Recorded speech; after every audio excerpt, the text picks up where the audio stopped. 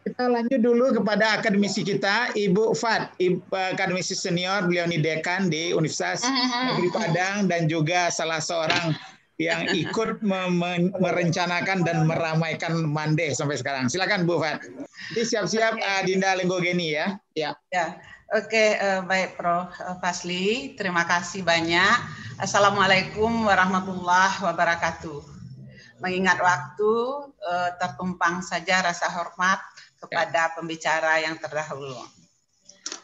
Baiklah, Prof. Fasli dan para pemirsa semua, barangkali ya tidak banyak yang bisa saya sampaikan, cuma ada beberapa hal.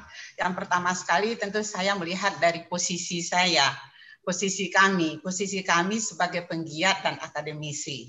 Artinya bagaimana kami memberikan informasi tentunya sebagai akademisi dari studi-studi yang kami lakukan mengenai pariwisata pada hari ini dan pada masa lalu. Yang kedua adalah bahwa konsentrasi saya sebetulnya adalah di bidang budaya. Lebih spesifik lagi adalah sejarah.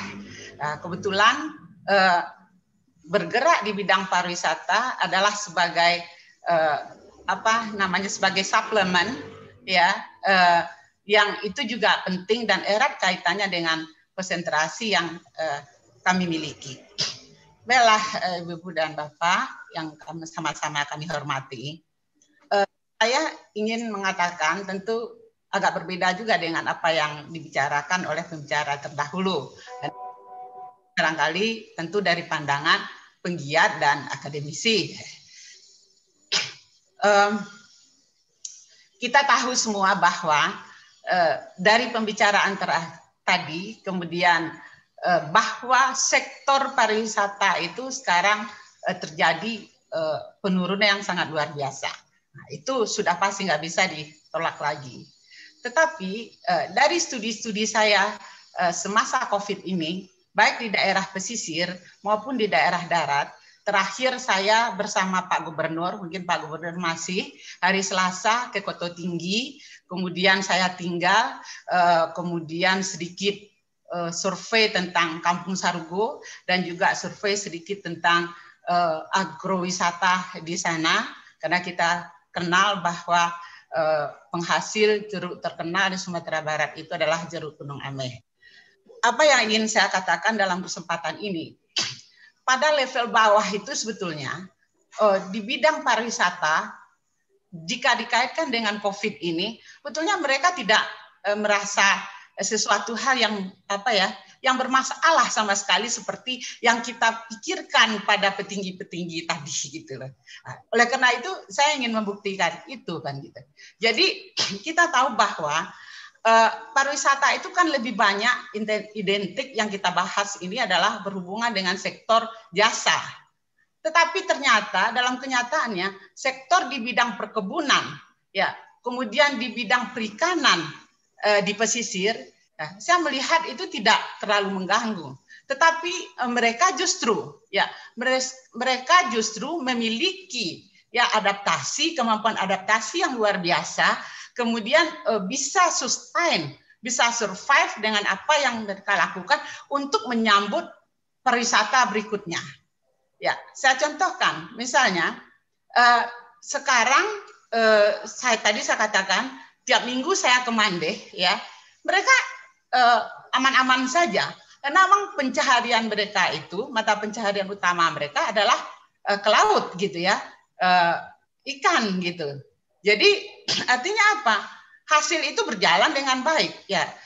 Kemudian di satu sisi mereka tahu bahwa pariwisata ini satu saat akan memberikan kehidupan pada mereka, maka mereka sekarang siap dengan itu.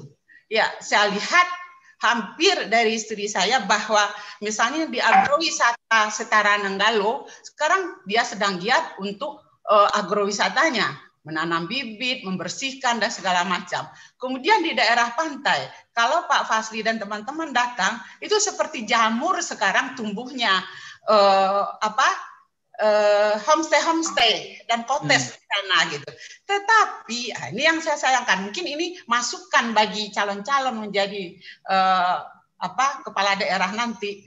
itu tidak ada sensitivitas sedikit pun, ya maaf nih, dari ya baik pemerintah daerah maupun apa yang sudah dilakukan oleh mereka ini. Ya mereka bergerak semestinya. Tidak ada regulasi yang jelas, tidak ada aturan yang jelas. Kadang-kadang mereka mendirikan pondok itu di depan, tapi yang penting mereka survive. Saya lihat di kelas bawah itu. Itu yang pertama. Kemudian saya coba berangkat ke wilayah Dare atau ke Bukit Tinggi, yang sekarang juga saya sedang melakukan penelitian pada COVID ini, ya pada masa COVID ini dengan tim saya, terutama sekali tentu di bidang pariwisata. Jadi saya meneliti tentang sejarah publik gitu ya. Dari temuan itu sangat menarik sekali ya yang terjadi, bahwa jika kita kaitkan dengan karakteristik Minangkabau yang egaliter dan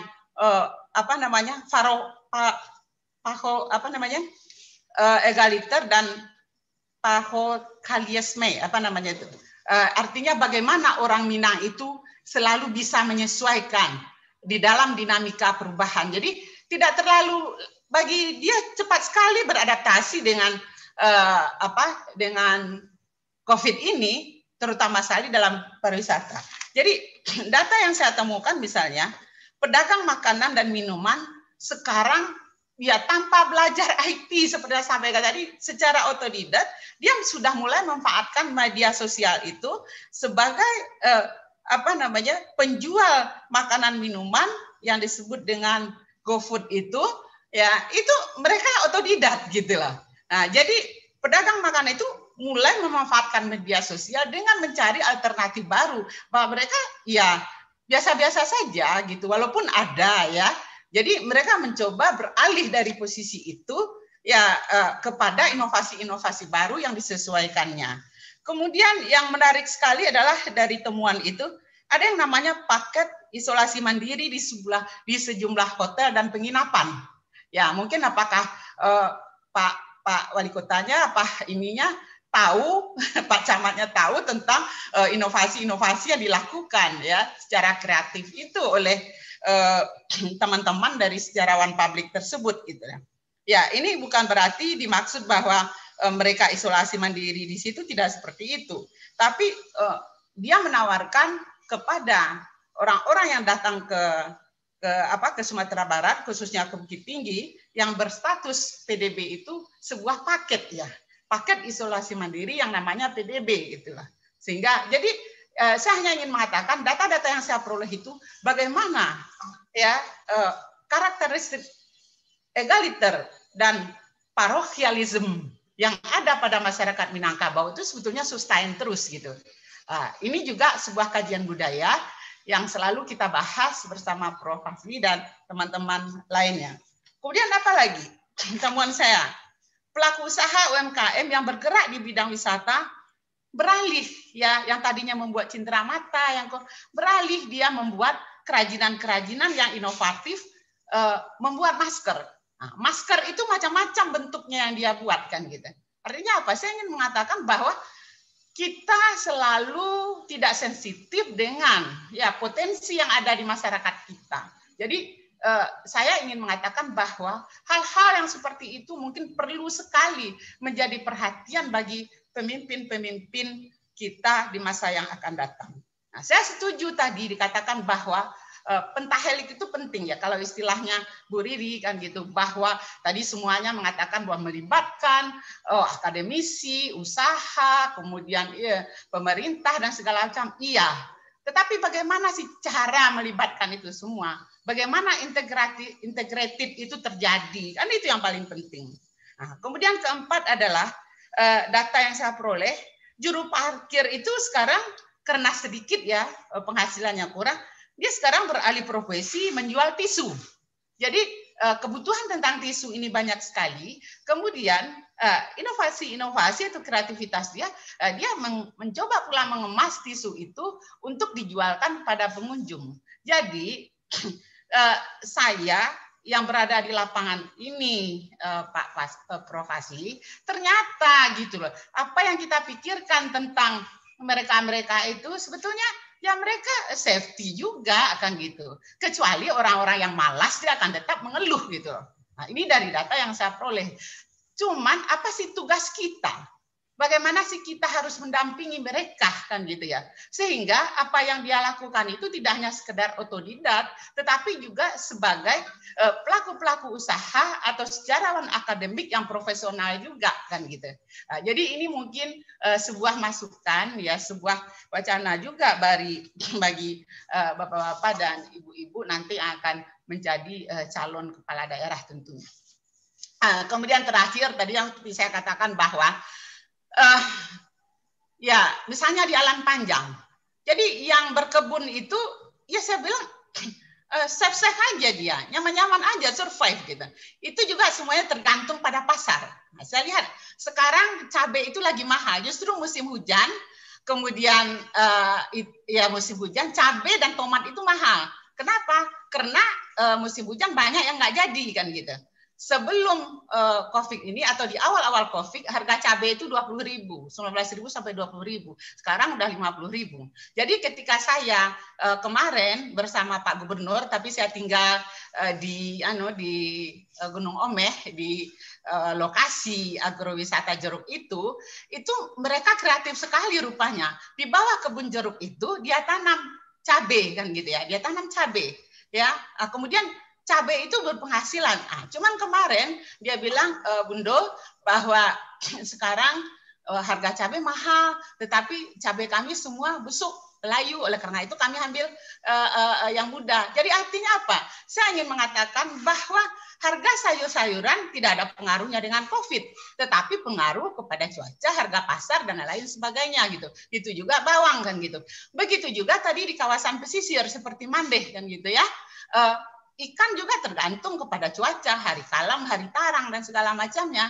Ya, tetapi pengaruh cuaca lah yang mempengaruhi, bukan pengaruh COVID, Pak Fazli. Jadi beberapa hari hujan ini mereka tidak bisa menjemur. Jadi kualitas badanya di Mandeh itu tidak begitu baik. Tapi biasanya selama ini setelah dia menangkap dengan dengan sampan duo itu yang khusus ya. Ada beberapa penelitian juga, kemudian dia rebus di situ, kemudian siang dia jemur, jam 8 itu sampai jam 12 itu toke sudah berdatangan, berebutan toke datang menunggu antri. Nah, jadi ada gitu ya. Nah, jadi artinya apa? Nah, kemudian hasil itu sekarang dia juga mempersiapkan homestay. Kalau kita pergi ke 5 kenagarian yang ada atau 5 kenagarian penyanggah di Mandeh itu semuanya sudah seperti jamur. Tetapi homestay itu tidak terkendali dengan baik, itu tidak teratur dengan baik. Kemudian juga warung-warung yang tumbuh. Ini tanggung jawab siapa? Ayo, tanggung jawab siapa? Kami penggiat ya hanya seberapa kan gitu ya. Sejauh kami bisa dari perguruan tinggi itu memberikan motivasi ya, karena banyaknya luasnya daerah yang ingin kita. Jadi kesimpulannya adalah kita ingin mengatakan memberikan sebuah masukan atau informasi. Ya, rekomendasi terserah dalam bentuk apa, tapi kita membuatkan informasi. Itulah sebuah kenyataan di lapangan. Ketika kita kaitkan juga dengan teori egalitarian, bahwa memang masyarakat Minang itu pas bawah itu nggak bisa disepelekan. Dia cerdas kok. Ternyata kreatif dia kan gitu. Itu yang kita temukan Pak Fazli. Mungkin ini pas sekali. Demikian saja sedikit informasi dari lapangan, dari beberapa hasil penelitian Bu Fat selama COVID ini tentang pariwisata di lapisan bawah. Saya lebih banyak bergerak di lapisan bawah. Demikian saja, banyak maaf. Wabillahi taufiq wal hidayah. Assalamualaikum warahmatullahi wabarakatuh. Waalaikumsalam warahmatullahi wabarakatuh. Terima kasih banyak Ibu Dr. Fatmawati. Beliau ini adalah dekan senior dan yang paling menarik beliau berkata dengan data. Jadi evidence based, itulah kenyataan. Tinggal lagi kita bagaimana memanfaatkan data itu untuk berbagai kebijakan.